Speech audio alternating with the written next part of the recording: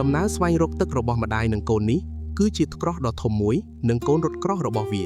ក្នុងយុគសម័យទឹកកកពួកវាស្ទើរតែគ្មានសត្រូវធម្មជាតិឡើយលើកលែងតែដុំថ្មបែកនេះដែលជាប់នឹងសម្បករបស់វា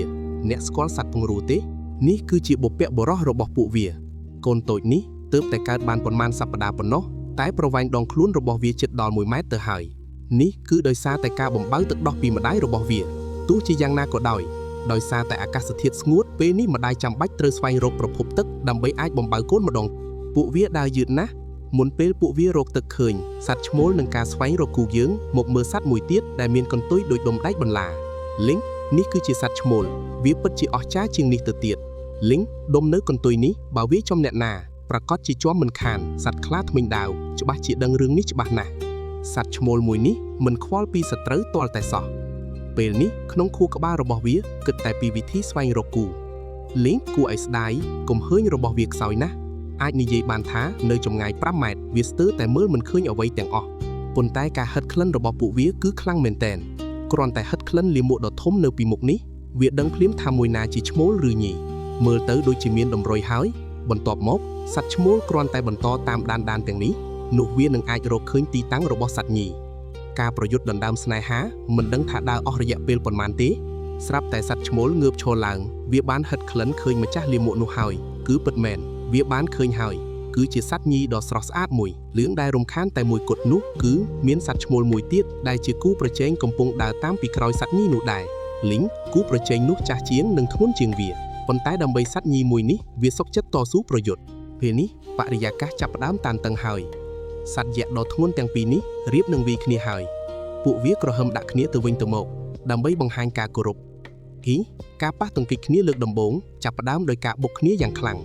ទោះបីជាសត្វចាស់ជាងមានកម្លាំងខ្លាំងជាងក៏ដោយ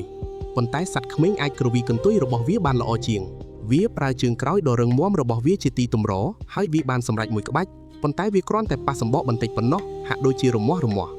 លីការប្រយុទ្ធជាប់គាំងមួយសន្ទុះលី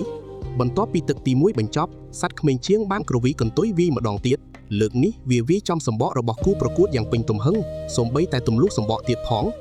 ឆ្លៀតពេលដែលគូប្រកួតកំពុងតែវង្វេងស្មារតី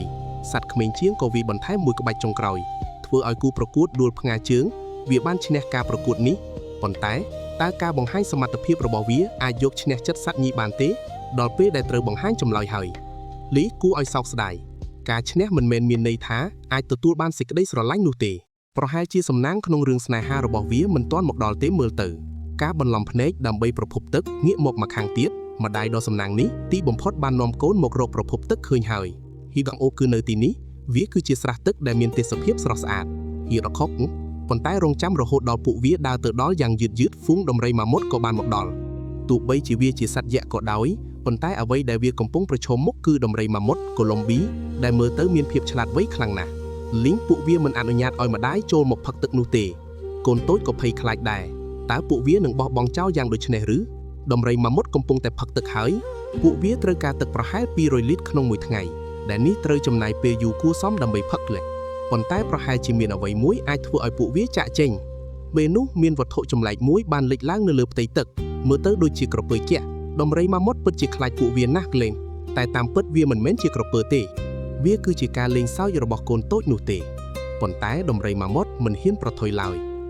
ពេលនេះល្អហើយទីបំផុតម្ដាយរបស់វាបានផឹកទឹកហើយលីងនេះក៏មានន័យថាថ្ងៃនេះវាមានទឹកដោះផឹកដែរ